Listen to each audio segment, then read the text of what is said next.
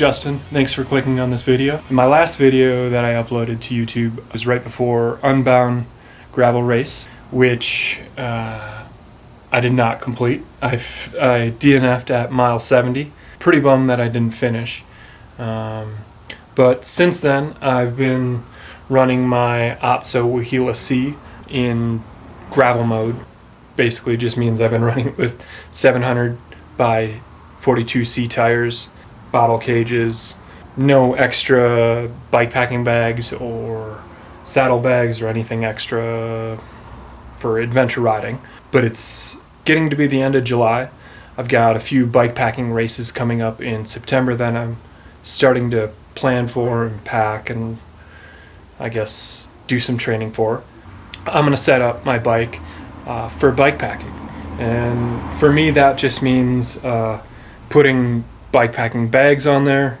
That'll be a frame, triangle frame bag, Toptube bag, saddle bag, and then it'll also mean that I'm putting on some 27.5-inch tires, which will give me more comfort for off-road riding when the bike is completely loaded. That also means that I'll have a Dynamo hub, and that will run my lights front and rear, and it'll also charge any of my external batteries that I need for either my camera or my phone or whatever I need. I'm using 6 total bags for all of my stuff. Let's take a look. This is my repair kit. It's a Wolf Tooth 1-liter roll top. It has this Velcro and plate system that goes on the underside of my down tube. I have a shop rag, a couple of gloves, the Wolf Tooth pack pliers, which has a couple extra chain links in there, and full set of Allens and a couple other T25 and some other stuff in there. A Leatherman Squirt P4, a seat collar from Wolf Tooth, and then on the inside I've got a nut driver that fits their flip chip system. So in case I break a chain and have to run single speed or something, that'll allow me to at least get 20 mil of forward and back adjustment. What else? Some CO2, the head, tire levers, chain lube, a couple of brake pads, spare bolts, thread and needle, the derailleur hanger, a couple Tubulito tubes, spare plugs, and a Dynamo plug. In addition to this repair kit, I've also got the Wolf Tooth in-case system, which goes in the end of the bar and essentially has all the same tools as the pack pliers. So I don't know if I break a tool or lose a tool or something. I don't know, it's always a good idea to carry a backup to everything you carry. And then I've also got a couple patches for tubes and my sleeping pad in that repair kit. This is the frame bag. It's empty right now, but this is all that'll be going in there. 2-person, 1-day first aid kit that I got from REI, and I've modified so it has other stuff in there. It's got like chapstick and whatever else in there, first aid stuff. Just a cheap headlamp. I've got a Snow Peak 600 milliliter titanium pot, and then I've got the Gigapower, whatever they call it, the titanium cooker, whatever it is. This is my little food kit. It's got coffee and tea and one camp meal in here, and then it's got, did I say oatmeal? And it's got my spork, and it's got some toilet paper, collapsible hydration bladder that it'll go in there no problem. And then I just have the hose come out the front. And then this is the frame pump that I've got, or a hand pump. It's the Silka Impero Micro something or other. And then this is my rain jacket, which I also keep in there. This is my water filter, which is a Catadine B-Free, attached to a 600 milliliter Hydropack soft bladder thing. And that's it. That's what goes in there. Next up is the saddle bag. This is the dry bag everything goes in, and then this is a rigid harness that goes onto your seat post and around your seat rails. And in here I've got rain pants, down jacket, down pants, and then in one of the pockets I've got my down booties, and then in the other I've got an inflatable pillow. So I only really wear these down pants when I'm at camp or getting ready to crawl in my bivvy, which is a Mountain Laurel Designs FKT event bivvy. And then this is my sleeping pad, which is a Neo Air Uber Rest, Uber Light, whatever. And that's it. That's everything that will be going in the saddle roll. Going back to my earlier point about carrying two of everything, this is another water filter and a 600 milliliter bladder, and this will just go and live in there. And then the other one will be whatever quick grab food I've got from gas stations or whatever. I can fit 1,500 calories stuffed in here. Whenever I stop at a creek or something, I'll fill this up and drink this first, and have it in my bag there.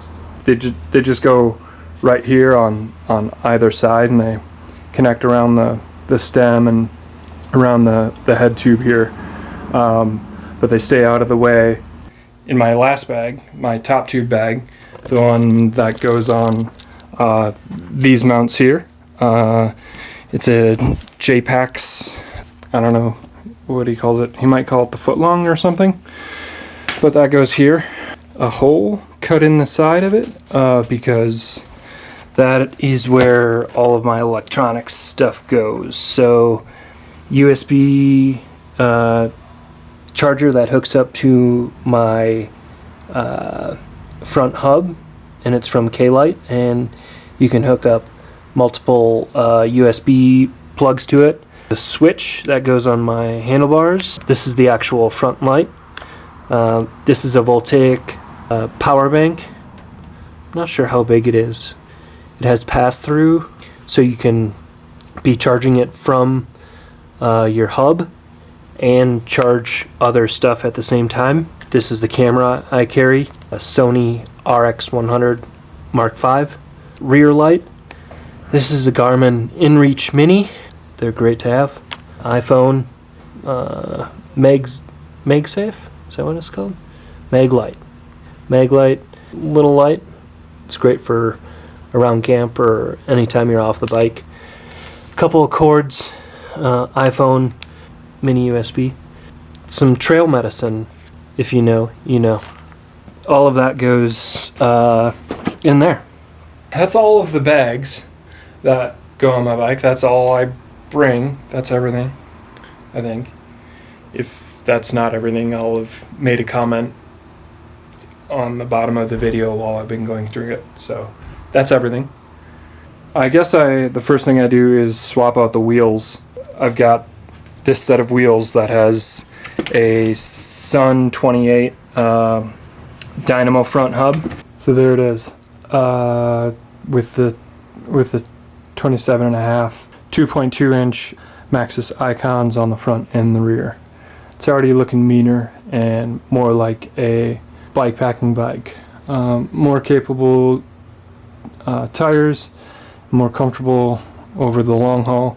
I also went ahead and flipped the chip back to the longest position just to give me extra room for the tires, as well as more stability, a longer wheelbase. I've got an 11 to 46 cassette paired to a 40 tooth oval wolf tooth front chainring. Now that we got the wheels on, I'm gonna talk through and show you how to set up my K-light front light, cube rear light, how I wire the USB charger.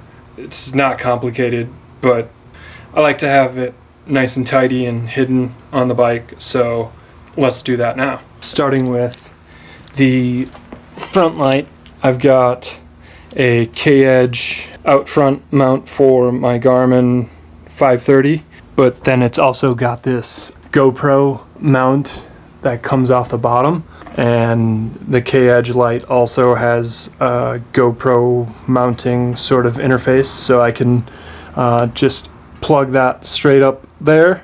So I run the switch from the front hub up to my aero bars here, and this is where this switch will live. This switch controls whether or not I'm getting power to my USB converter, or whether I'm powering the front headlight. So I got the front light mounted, and then I've got the switch running here. So now I'm going to mount the rear light, which I've got rigged up to this GoPro modified mount, so that I can actually have it connect straight through my seat clamp bolt, and then I'll just run the wire on the underside of the top tube all the way up to the frame bag here. So because I want the cord mounted obviously before the bag, I'm going to hook up this rear light first. I got the rear light mounted. So long as I had the seat clamp bolt out, I just put on the rear bag and then ran the cable and put on the frame bag. So I've got the harness for the rear bag, which goes here, and then the rear light, and then I've got the cable running just along the underside of it here, piece of electrical tape here and here, under here, and then cord comes out here, and I'll mount my Toptube bag here, and the cord will get hidden in there, and we're almost set. Got the Toptube bag mounted, got the cords running into the bag. This is the USB charger converter from K-Light. So this gets plugged in coming from the front wheel, and will power the rear blinker and the front light. So let's see if I can plug this in. Got it plugged in, and then it has a little indicator light here to let you know if it's receiving power. Let's just flip it on and see. There you go. And then of course back here, there's the blinker. So now I just got to tidy up these wires. I'll hide this cable behind the fork, and then wrap these up a little bit cleaner here. Otherwise, we're all set.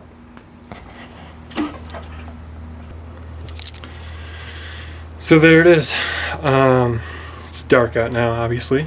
I'll have to get some better shots tomorrow, but we're set. Everything is ready to go.